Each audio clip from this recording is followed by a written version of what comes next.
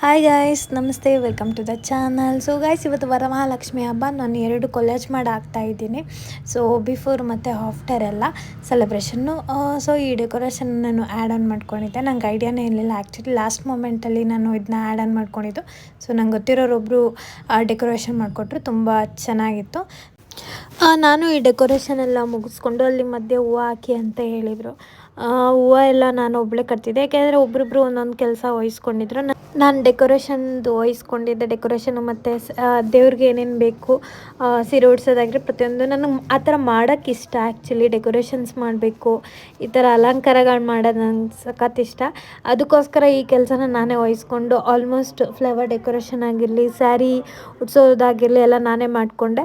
So ಇದು ಒಬ್ಬಳೇ ಏನೂ ಹೆಲ್ಪ್ ಇಲ್ಲದೆ ನಾನೇ ಪ್ರತಿಯೊಂದು ಕಟ್ಟಿ ಎಲ್ಲ ಮಾಡ್ತಿದ್ವಿ. ಬಟ್ ಸ್ಯಾರಿ ಉಡ್ಸೋ ಟೈಮ್ಗೆ ಯಾರು ಹೆಲ್ಪ್ ಬೇಕಾಗುತ್ತೆ.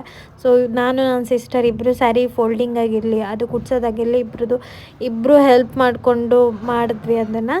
ಆ್ಯಕ್ಚುಲಿ ನನಗೆ ಡೆಕೋರೇಷನ್ ಬೇರೆ ಐಡಿಯಾ ಇದ್ದಿತ್ತು.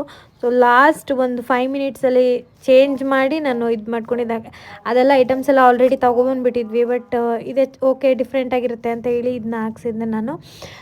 ಇದು ಅಷ್ಟೇ, ಸ್ಯಾರಿ ನಾನೇನು ಯೂಟ್ಯೂಬಲ್ಲಿ ನೋಡಿಲ್ಲ, ಪ್ರತಿ ವರ್ಷವೂ ಇದೇ ಥರ ಉಡ್ಸೋದು. ಸೊ ಬಾರ್ಡ್ರು ದೊಡ್ಡದಿರೋದ್ರಿಂದ 2 ಸ್ಟೆಪ್ಪು ನಾನು ಉಡಿಸ್ಲಿಲ್ಲ. ಸೊ ಗಾಯ್ಸ್, ಫೈನಲಿ ಈ ಥರ ಕಾಣಿಸ್ತಿತ್ತು ನೈಟು. ಅದಕ್ಕೆ ಸ್ವಲ್ಪ ಸೊಂಟದ ಪಟ್ಟಿ ಎಲ್ಲ ಹಾಕಿ ನೆಕ್ಸ್ಟು ಮುಖವಾಡಕ್ಕೆ ಓಲೆ ಎಲ್ಲ ರೆಡಿ ಮಾಡಿ ಇಟ್ಬಿಡೋಣ ಅಂತ ಹೇಳಿ. ಯಾಕೆಂದರೆ ಮಾರ್ನಿಂಗ್ ಜಸ್ಟ್ ಕಳಸ ಪೂಡ್ಸೋದಲ್ವ, ಅದಕ್ಕೋಸ್ಕರ ಎಲ್ಲ ಆಲ್ಮೋಸ್ಟ್ ನೈಟೇ ಕೂಡ ರೆಡಿ ಮಾಡಿದ್ವಿ. ಎಷ್ಟೇ ನೈಟ್ ರೆಡಿ ಮಾಡಿದ್ರು ಅಷ್ಟೇ ಮಾರ್ನಿಂಗು ಸ್ವಲ್ಪ ಕಷ್ಟನೇ ಆಗುತ್ತೆ. ಫೈನಲ್ ಲುಕ್ ಈ ಥರ ಕಾಣಿಸ್ತಿತ್ತು ಆಲ್ಮೋಸ್ಟ್ ಎಲ್ಲ. ಅದಾದಮೇಲೆ ನೆಕ್ಸ್ಟು ಓಕೆ ಕಾಯಿನ್ದೆಲ್ಲ ರೆಡಿ ಮಾಡಿಬಿಡೋಣ ಅಂತ ಹೇಳಿ ಕಾಯಿನೆಲ್ಲ ಕೂಡ್ಸ್ಕೊಂಡಿದ್ವಿ ನಾವು ಲಕ್ಷ್ಮಿ ಹಬ್ಬಕ್ಕೆ ಅಂತಲೇ ಹೇಳಿ. ಸೊ ಈ ಥರ ನಾನು ಒಂದು ಕ್ರಿಯೇಟಿವಿಟಿಯಾಗಿ ಮಾಡಿಕೊಂಡೆ. ಯಾಕೆಂದರೆ ಚೊಂಬಿಂದ ಏನೋ ದುಡ್ಡೆಲ್ಲ ಬರೋ ಥರ ಒಂದು ಐಡಿಯಾ ಇಟ್ಕೊಂಡು ನಾನು ಮಾಡಿದ್ದು. ಇದು ತುಂಬ ಚೆನ್ನಾಗಿ ಕಾಣಿಸ್ತಿತ್ತು ಆ್ಯಕ್ಚುಲಿ ದುಡ್ಡಿನ ಪ್ಲೇಟು. ಪ್ರತಿ ವರ್ಷವೂ ಅಷ್ಟೇ ಲಕ್ಷ್ಮಿ ಹಬ್ಬ ಮಾಡುವಾಗ ನಾವು ಆಲ್ಮೋಸ್ಟ್ 1 o'clock 3 o'clock ಆಗಿತ್ತು. ಈಗ ಆಲ್ಮೋಸ್ಟ್ 1 o'clock ಹೋಗಿತ್ತು. ನಂದು ಫುಲ್ಲು ನಿದ್ದೆ ಬರೋ ಫೇಸ್ ಆಗೋಗಿತ್ತು. ಯಾಕೆಂದರೆ ಮಾರ್ನಿಂಗ್ ಮತ್ತೆ ಬೇಗ ಎದ್ದೇಳಬೇಕಾಗಿತ್ತು. ಹೆಚ್ಚು ಕಮ್ಮಿ ನೋಡಿಕೊಂಡು. ಸೊ ಮಾರ್ನಿಂಗ್ದಿದ್ದು ವಿಡಿಯೋ ಇದು ಆ್ಯಕ್ಚುಲಿ. ಸೊ ಮಾರ್ನಿಂಗು ನಾವು ರೆಡಿಯಾಗಿ ಅರ್ಶಿನ ಕುಂಕುಮಕ್ಕೆ ಹೋಗೋಣ ಅಂತ ಹೇಳಿ ರೆಡಿ ಆಗ್ತಾಯಿದ್ವಿ. ಸೊ ನಾನು ಈ ಫೈನಲಾಗಿ ಹಬ್ಬದ ದಿನ ಈ ಥರ ರೆಡಿಯಾಗಿದ್ದೆ. ನೆಕ್ಸ್ಟ್ ರೆಡಿಯಾಗಿ ನಾನು ಸ್ವಲ್ಪ ಅರ್ಶಿನ ಕುಂಕುಮಕ್ಕೆ ಹೋಗೋಣ ಅಂತ ಹೇಳಿ ನಂಗೆ ಗೊತ್ತಿರೋರೊಬ್ಬರು ಮನೆಗೆ ಕೂಡ ಹೋಗಿದ್ದೆ. ಅರ್ಶಿನ ಕುಂಕುಮ ಎಲ್ಲ ತೊಗೊಂಡು.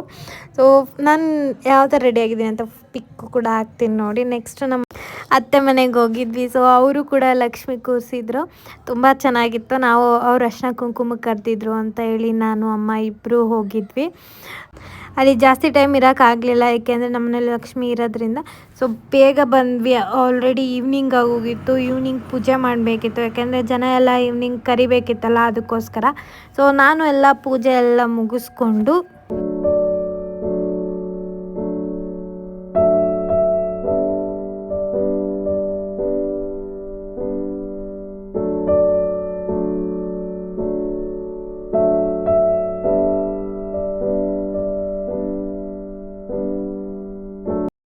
ಇನ್ನು ಜನ ಬಂದಿರಲಿಲ್ವಲ್ಲ, ಆವಾಗ ಫೋಟೋಸು ಸ್ವಲ್ಪ ವೀಡಿಯೋಸ್ ತೆಗೆಸ್ಕೊಳ್ಳೋಣ ಅಂತೇಳಿ ಫೋಟೋಸು ಮತ್ತು ವೀಡಿಯೋಸ್ ಮಾಡ್ಕೊತಿದ್ದೆ.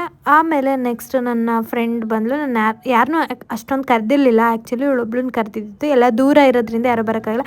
ಸೊ ಇವಳು ನಿಯರ್ ಇರೋದ್ರಿಂದ ಇವಳು ಬಂದಿದ್ಲು. ನಾನು ನೆಕ್ಸ್ಟು ಅವಳು ಎಲ್ಲ ಹೋದ್ಮೇಲೆ ಸ್ವಲ್ಪ ಇನ್ನೂ ಜನ ಬರೋದು ಲೇಟ್ ಆಗಿತ್ತಲ್ಲ ಅಂದ್ಬಿಟ್ಟು ನಾನು ಒಂದೆರಡು ವೀಡಿಯೋಸ್ಗಳನ್ನ ನಾನು ತೆಗೆಸ್ಕೊತಾ ಇದ್ದೆ ಲಕ್ಷ್ಮಿ ಹತ್ರ.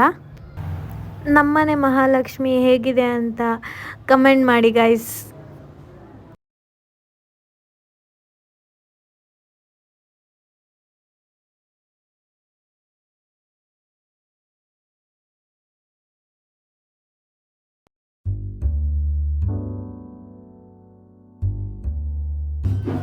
ಈ ವಿಡಿಯೋ ನಿಮ್ಗೆ ಇಷ್ಟ ಆಯಿತು ಅಂತ ಅನ್ಕೊತಾ ಗೈಸ್, ನಾನು ಈ ವಿಡಿಯೋನ ಇಲ್ಲಿಗೆ ಎಂಡ್ ಮಾಡ್ತಿದ್ದೀನಿ. Thank you.